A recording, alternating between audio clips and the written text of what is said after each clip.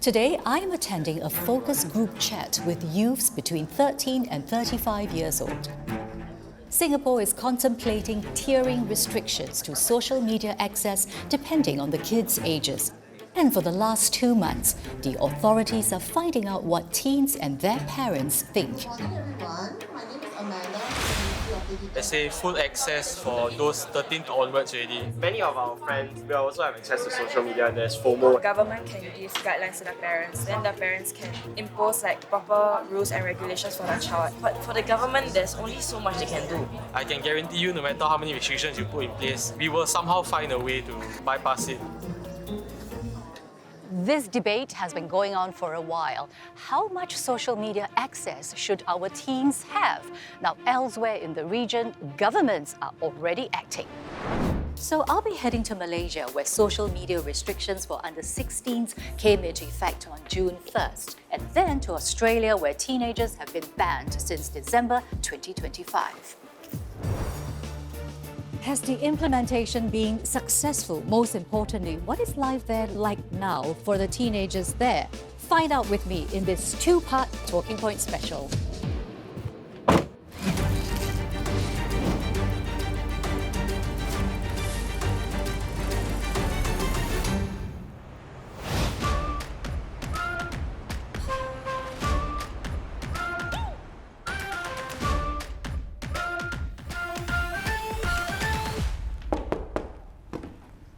Hi! Wow! Princess Palace. Okay, what shall I help you with today? So today I'm making a PR video for this product here. And then I need help with setting up my camera and the tripod. Meet Yilim, also known as Lily. She has 19.9 thousand followers on TikTok. And at only 14, she is already a beauty influencer, sponsored by over 20 brands, with some clips hitting millions. Okay, so cute. This is your tripod. Yeah, put the phone on. I have to set up this light and then got it on the stage. Diana, you are the PA. Usually first day of intern is like this. Yeah, she can watch me do it. Okay, so first we're gonna be showing this product because this is the product we are promoting. And then you can do some ASMR like that. Okay. You just have to swatch the cream Oh. and then you apply it on your hand. And then you just show it like that.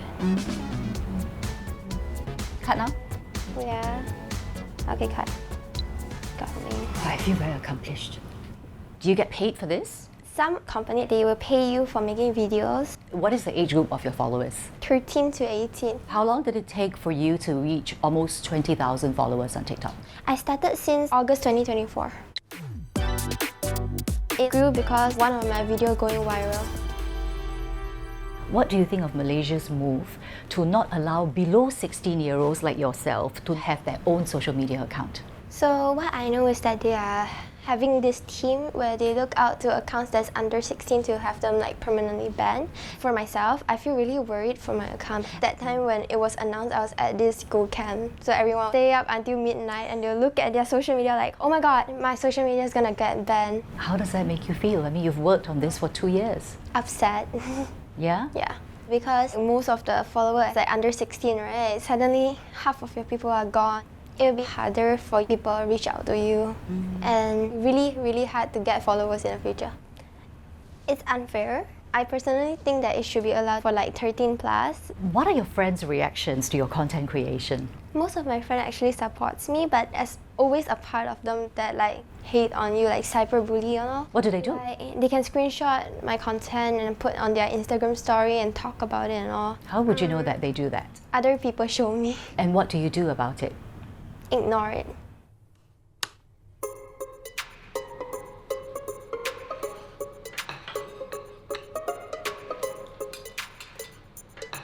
这次马来西亚政府呢，要未成年的小朋友呢，做这个验证。你觉得这个措举是怎么样的？我觉得是对的哦，因为不是每个小孩或者是每个家庭都有那么多的时间去关注一个小孩子在用社交媒体的这个安全性了，所以政府在没有很有把握的情况之下，唯一的就是做一个限制。我觉得，在大方面来讲，这是对的事情。妈妈，我问你吧，day to day，他在用社交媒体的时候呢，是你一个人在那边监管？我会 go through， 他要上传的东西，他有时候会给我 go through。那我觉得 OK， 那我就问他，你觉得这 OK 吗？然后 OK， 我们就上。小孩子还不会做选择，所以在他们的头脑里面，应该他会认为很多东西都是好的，哦，都是善意的。但是我们必须大人要去做一些筛选。他上传的内容，你有没有曾经要他删掉？为什么呢？有。好像比方他喜欢跳舞，跳一些 K-pop 啊之类的，然后我就会关注他的衣服的穿着啊，可能太短啊，或者暴露太多，我就会叫他把那个视频拿掉咯。有时候会不高兴啦，但是他还是会听话。I'm only upset when you delete it without asking me. 啊，我有过一次，那是我的错啦。真的，网络世界可以是非常非常危险的。Oh no, I'm nagging at you. Sorry. OK， 讲到网络危险跟风险了。OK， 在这种环境里面，因为你们允许他上社交媒体，你们怎么样 manage 这个风险 ？How do you protect her？ 有些事情你防也防不了，你宁愿让它发生。那从发生的事情里面去带动跟教育他。我举个例子呢，可能会有很多的商家，然后这些商家有些是要从你这边得到一些好处，又不想要付出的，因为没有发生的事情你去教他，他们不会认同的，都还没有发生，也不是这样你们想的吗？对不对？但是要是这种事情发生了，还在我们的控制之下，我们就可以借着这件事情去教育他。哦，这个是很好的一个经验来的，我觉得。就是说，有一些人可能会想说 ，OK， 你不用阻止他，可是你们现在是全面的支持他，甚至支持他做一个网红、一个创作人，会不会觉得对他而言那个曝光太高了？没有，事实上我们现在管的比较多的是他的时间。OK， 哦，就是用多少时间来去做这一些事情，会不会去影响到他的生活，影响到他的这个学业，会不会去影响到他因为在这个 digital 里面而忽略了跟外界的这个对接，所以我们比较关心的是在这个。事实上，在整个生活里面还是很健全的，我们就是在比较紧张在这个东西，就是比较平衡，而不是说完全就投入到这个地方来。Cyberbullying is one of the reasons Malaysia is restricting social media for those under 16. Just last year, the Malaysian Communications and Multimedia Commission received 27 cyberbullying-related cases daily. And cyberbullying isn't the only harm that Malaysian kids are exposed to. There has also been a rise in other harmful content such as online gambling ads, scams, child grooming and child pornography, which might explain why a study found 77% of Malaysian parents supportive of such restrictions, the highest in 15 countries. In Malaysia, if you are under 16, you are not allowed to create or maintain accounts on major social media platforms. That's referring to platforms with more than 8 million users in Malaysia. This means no Instagram, no YouTube, no TikTok, and no Facebook. And if you are an existing user like Yilin, these platforms will have till year end to remove your accounts. Malaysia's restrictions are some of the strictest in the world. For example, most countries allow a variety of digital methods to estimate or verify age, such as facial analysis.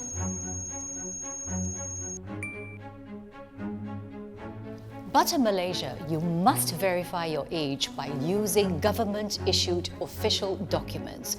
Now, while rigorous, that is creating another concern.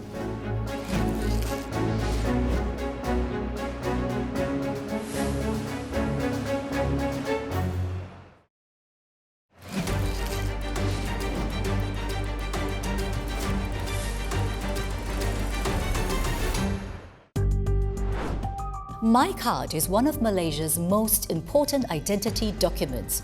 It contains your unique biometric data. With this information, it can also be used for financial purposes like applying for credit cards. Today, you will also need it to have an account on major social media platforms. To verify that you are 16 and above, you will need to scan official government-issued documents such as My Card, which is why there's fear that this would increase the risks of data privacy breaches, or that social media platforms might store sensitive personal data without enough safeguards.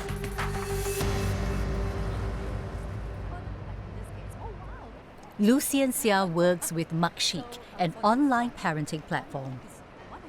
Basically, I will have to upload my IC. In Singapore's term, it will be the IC. I would have to upload my IC to prove that I'm in fact not 16 years old. Yes, that's right. In terms of data privacy, I have some serious concerns. To put information out there, there could be, bad actors in terms of that. I tell my kids that actually you shouldn't even put your last name, you shouldn't put your address or your school, reveal all that. What more now, they're putting up all their registration information. And it is being put in the hands of platforms. But the authorities have also given many assurances that the data will be well protected, whether it's on the part of the social media companies or the government. Is that assurance not sufficient for you? I'm sure the intentions are there, but in actuality, sometimes these leaks can happen. You have an 11-year-old and a 14-year-old. What have you been saying to them? My 11-year-old has been looking forward to 13, which is our household's age, to get a social media account.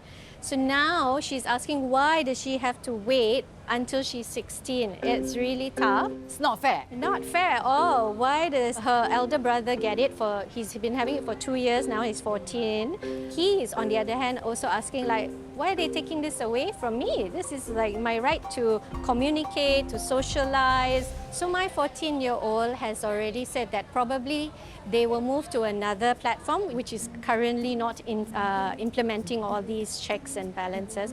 So now I have an added job to also monitor him on that. Previously, I had already had family pairing and family center on Instagram and TikTok. But now I have to also monitor this one, and I don't really know whether they have enough parental controls. So what are the new platforms that you need to learn as a parent? I heard Discord is one of them, but I wouldn't be surprised if they find anything else. What do you think is the biggest thing that parents will get out of it? Below this age, there definitely needs to be a lot of guidance, a lot of thought, and boundaries for children, because they are still children, they're still developing. So what I'm hearing is that the law sends a very clear signal to parents that they need to be more in charge and to take social media controls of under 16s even more seriously. Exactly. Okay. Now, even before this, Malaysia had some of the strictest laws governing harmful online content. For example, it's one of the few countries where social media giants require a state license to operate. This forces them to comply with local laws, such as removing harmful content instantly and now blocking anyone under 16 from registering new accounts. If they fail, there could be hefty fines.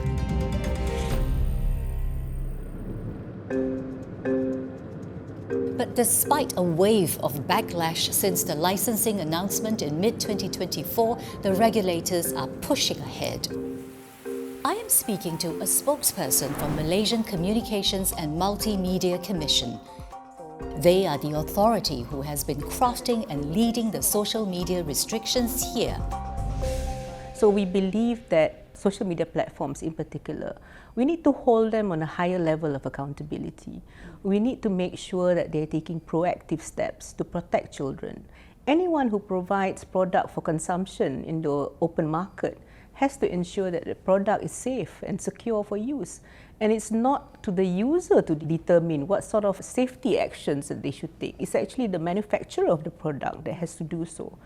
And if you apply that analogy to online activities, people that provide online content has to be aware in terms of who is accessing their platforms. Many countries actually are adopting a wait and watch attitude. So why has Malaysia decided to bite the bullet, so to speak? I think we have enough evidence to tell us that children are being harmed, and are saying that oftentimes cases of abuse initiated from contact through social media. And even what people are saying now is not so much the issue of whether children should be accessing social media, but whether social media platforms are allowed to access children. It sounds like Malaysia has decided to do something about it because you feel that social media companies aren't doing enough. Can I say that? Yes, we believe so. And it's not just about Malaysia that's facing this issue, it's also global scale. I want to be clear that we are after the people who are committing crimes and taking advantage of platforms. We're not painting out platforms to be the enemy. We want to work with them. We want to hold them on a higher level of accountability and responsibility, yes, for sure. I think it's no surprise that many people are concerned about breachings, because when I have to upload my personal identification information online, is there any guarantee that that information will not be stored by the social media company or their vendors? One of the things that we require is obviously a reporting back to us. Okay, what methods are you using, and is that robust enough to ensure the data minimization policy is adhered to? Data minimization is really about just collecting data that's to be used for the purpose that it's intended for. Meaning, if it's for the purpose of age verification, then you only collect the date of birth. You don't collect where the person lives or whatever else information that's in the IC.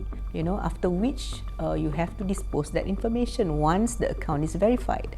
So I think that's really key. What we want is for you to be able to verify age. And alongside that requirement is also data minimization. We believe data minimization, privacy of everyone, including children, are paramount. And that has to come hand in hand. It's not a trade-off. So what I'm hearing is that as a user, if I live in Malaysia and I upload my passport, for example, they're not supposed to keep a visual of my passport anywhere. That's right. It's supposed to just look up the information for the purpose of verification. So what else do the social media companies need to do better at this stage of your implementation? Well, it's just about showing, proving that you're walking the talk. They all say that they have the children's welfare and the utmost of their concerns and things like that. Then show us how are you complying with that. The youngsters, do you think that they are able to register for new accounts right now? I have heard that they are able to. Like I said, this is going to be a long journey. Malaysia is still in its early stages of this journey, and the impact of the ban has yet to be seen on the ground. Australia is the first country in the world to ban teens under 16 from social media. It took them over 2 years to get to this point. At the heart of it was a letter from a grieving mother to the Prime Minister.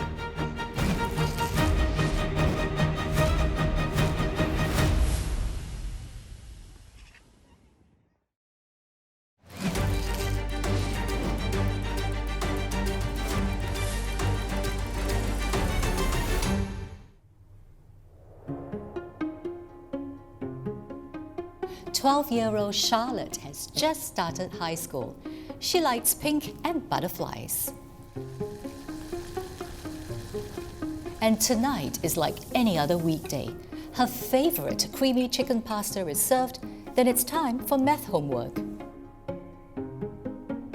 She plays with her little brother Will before heading to bed.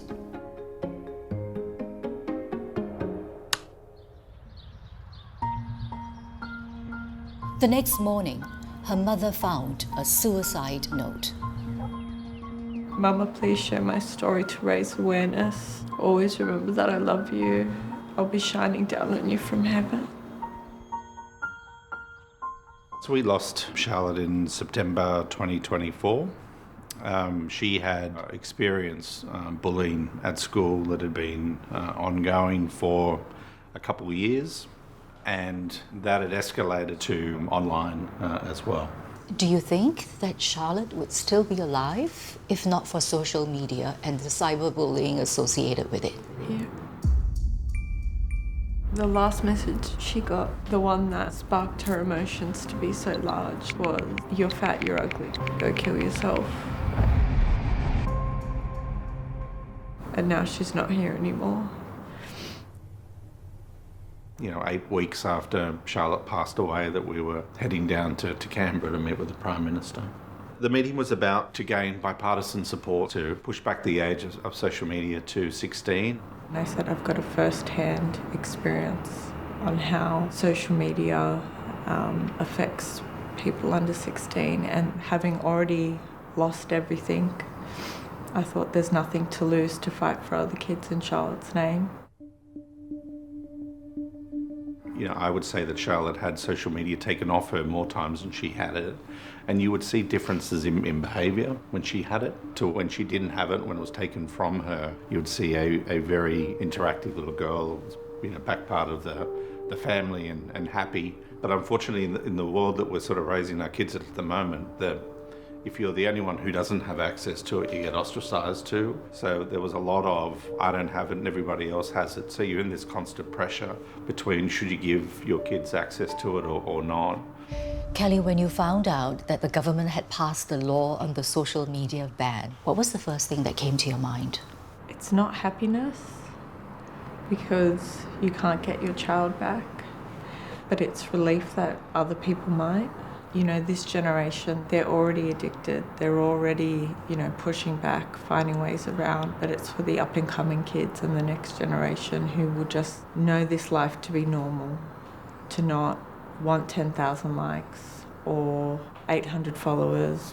There's been a lot of attention on how the ban may be in place, but many of the kids remain on social media. A lot of the kids have made their way back onto the platform, and you know, you hear these comments from some parents, oh, you know, the kids are smart.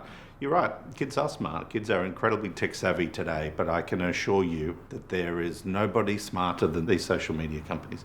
They know how old your child is. They can count the birthday candles on the cake. They can determine what you are watching on there. These companies, if they wanted the kids off the platform, the children would be off the platform. And the fact that all these kids are still on the platform today shows me that they are not doing enough. The government has already imposed the social media ban. What do you think is the missing piece here? Time. It takes time for people to get used to change. And by people, do you mean parents or the kids? Parents. I got Charlotte a phone because I was running late for school pickup about 5 minutes. She was crying outside the school thinking I wouldn't pick her up at all. So we went straight to the phone shop, got her a phone. That was supposed to be a device for protection and for sharing information with me. I thought, yes, it would connect her to her friends, but I didn't think it would connect her directly to her death, which it did. It's 8 months into the ban. Has Australia successfully kept under 16s off social media? It's just like, look left, look right. And then I was like sucking in their cheeks and it's like, all good to go. I was looking at him while he was doing it and I'm like, this is so unfair. You are already turning 16, so why still challenge the law? The legislation has always been a terrible idea. Like, banning the kids has never been the correct solution for it.